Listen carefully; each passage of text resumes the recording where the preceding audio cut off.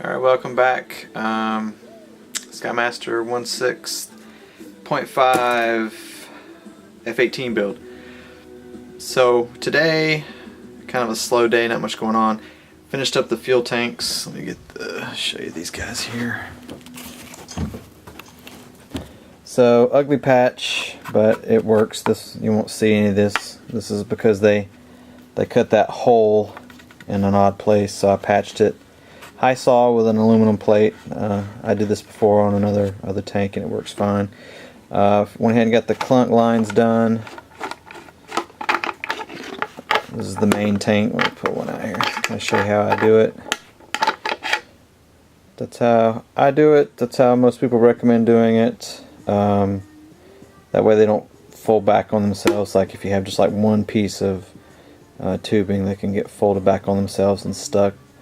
And this kind of helps prevent that a little bit. So BVM high flow clunk line, high flow clunks, fittings, and the brass tubing is the same size as the inner diameter anyways, is the same size as the clunk line.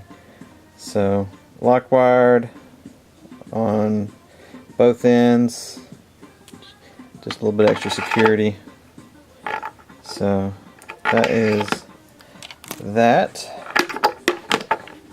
There's two in each tank, essentially. So the saddle tanks will feed into here, and then the UATs will be plumbed to this out to the pumps. Saddle tanks, they're kind of sitting here like this. Kind of see there. One thing I noticed that I may have to kind of run into is, ooh, sorry about that, the vent line, because of the hatch. You can kind of see it sets flat and it kind of goes up.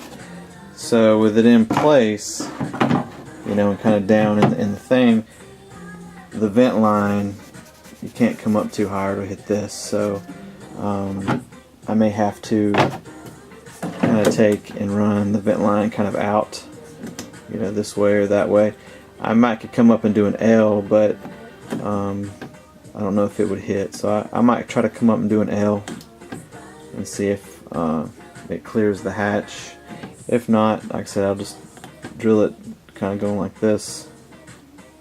So, but I'm going to have to make mounts to hold these things up in place.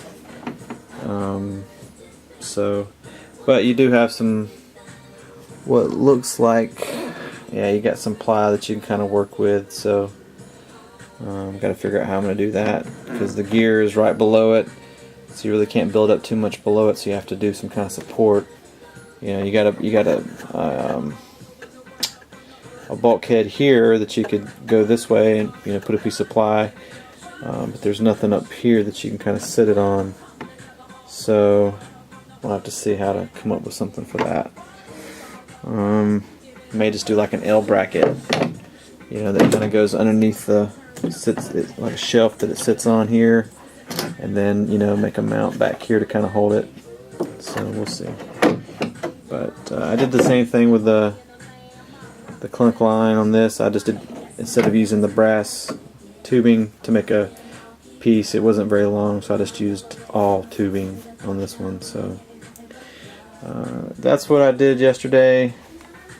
Today I've been working on the stab servos. So to get these things in here, you have to kind of really sand down this side, because it's built up to, you know, just the ply and everything here is in the way, so you have to kind of sand that down to get the servo in. And they seem to fit okay. I'm using, these are the stock arms that come with them. I used them on my F-14, no issues. So they have, get focused here, come on, focus. It's not wanting to focus. There it goes. You can kind of see it. It's basically 3 bearings with a washer in between each bearing, a lock nut. So,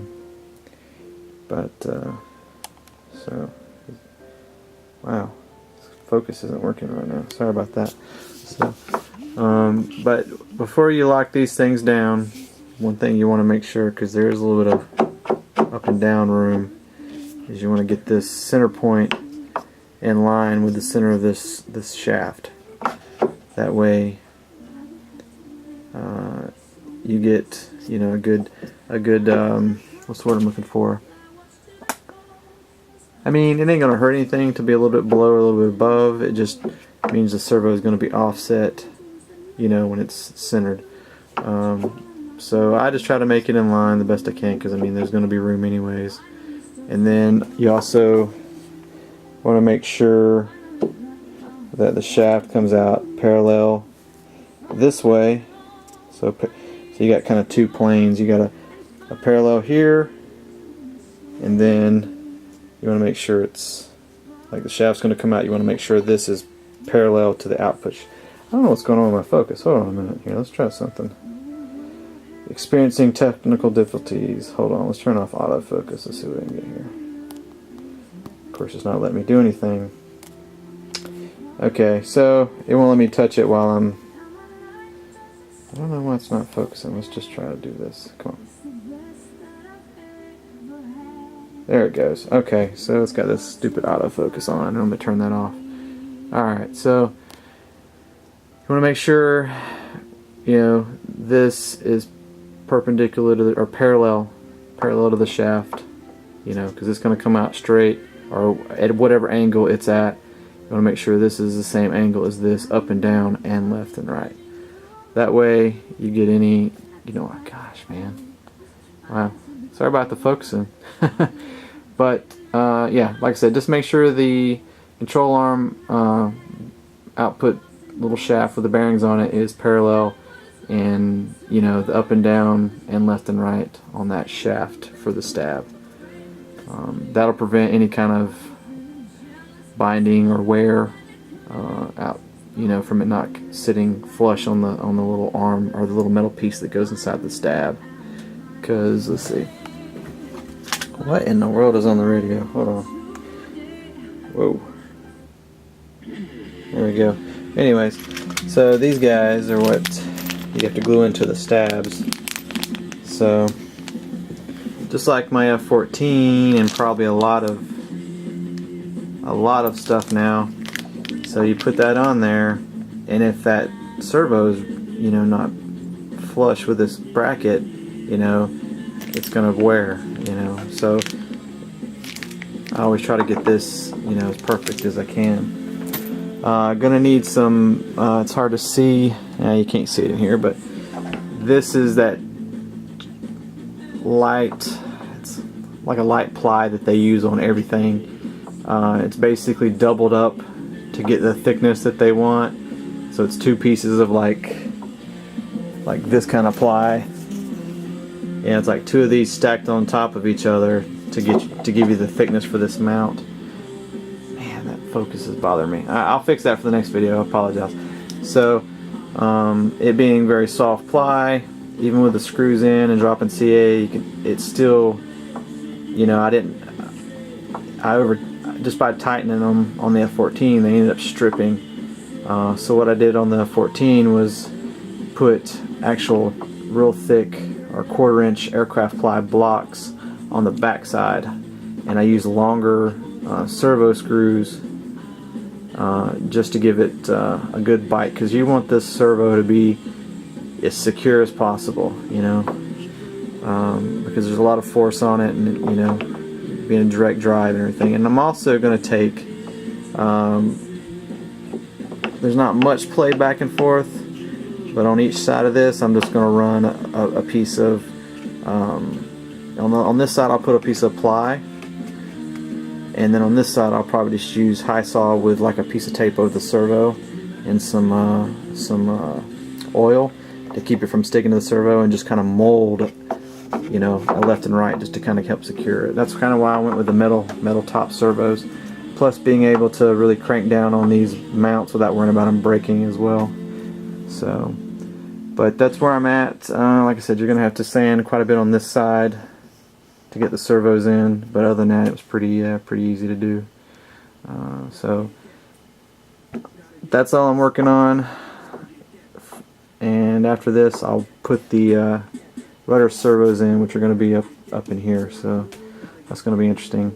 And they use this, they have a servo box that they made here kind of at the same angle of the rudder, and it's that light ply stuff again too, so I'm actually probably going to take some carbon fiber and just in some resin and lay over that box just to kind of help make it a little bit more rigid.